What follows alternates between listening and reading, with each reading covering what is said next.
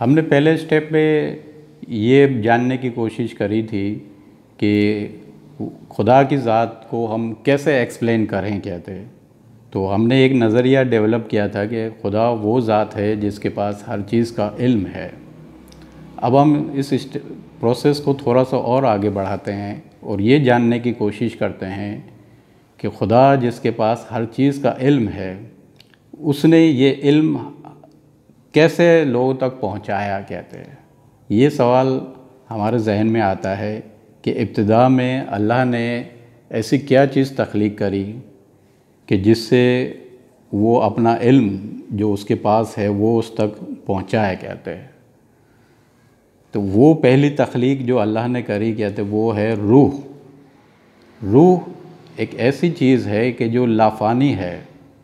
इसका main function जो है सिर्फ़ और सिर्फ उस इल्म को हासिल करना है जो अल्लाह के पास है। क्योंकि अल्लाह की ज़ात लाफानी है, लिहाजा उसने जो रूह तख्लीक करी उसको भी उसने लाफानी बनाया। अब ये रूह जो है उसका जो मेन फंक्शन है कहते वो उस इल्म को हासिल करना है कि जो अल्लाह के पास है।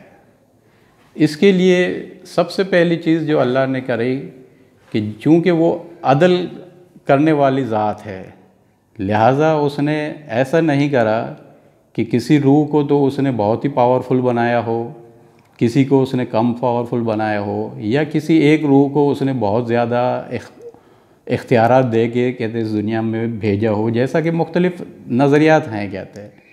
लेकिन हम जिस नज़रिए को ले कर चलेंगे कहते हैं वो नज़रिया होगा कि जिससे अल्लाह की ज़ात के जो अदल करने वाली है उसके ऊपर किसी किस्म का आँच ना आए। तो अगर ये नज़रिया अगर हम डेवलप करें कि कुछ रूहें ताकतवर हैं, कुछ रूहें कम ताकतवर हैं जो अल्लाह ने बनाई है, तो इससे अल्लाह के नज़रिए जिसका अदल है उस पे आँच आती है। तो लिहाजा हमने जो नज़रिया डेवलप किया है वो ये है कि जो रूहें अल्लाह ने बनाई वो सारी की सारी एक ही कैपेसिटी, एक ही पावर की बनाई है उसने, किसी को भी उसने ज़्यादा ताकत वाली या नहीं बनाई। इन तमाम रूहों को बनाने के बाद अल्लाह ताला की ज़ात ने अपना इल्म जो है एज ए लेक्चरर के तौर पे उसने उन तक पहुंचाया।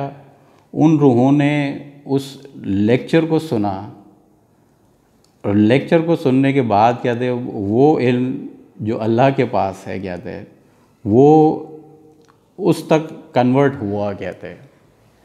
अब यहाँ एक बात जानने की बहुत ज़रूरी है कहते हैं कि जिन रूहों को अल्लाह ने बनाया कहते हैं, बनाया तो उन्होंने एक ही कैपेसिटी की और एक ही पावर की, लेकिन उसको इख्तियार दे दिया उसने। इख्तियार उनको ये दिया कि वो जितना चाहे इल्म हासिल करें और जितना चाहें कहते हैं उसको प्रैक्टिकल करें कहते हैं। अब सवाल ये पैदा होता है कि जो इल्म अल्लाह ने कहते दिया कहते हैं तो फिर उन रूहों ने उसका क्या हासिल करा कहते हैं। तो ये बात जानने के लिए ज़रूरी है कहते हैं कि अल्लाह की ज़ात जो है उसने सबसे पहले उन रूहों को कहते बेसिक नॉलेज दी। बेसिक नॉलेज हासिल करने के बाद रूहों को उसने इस काबिल बनाया कि वो मज़ीद अपने आप को डेवलप करे कहते।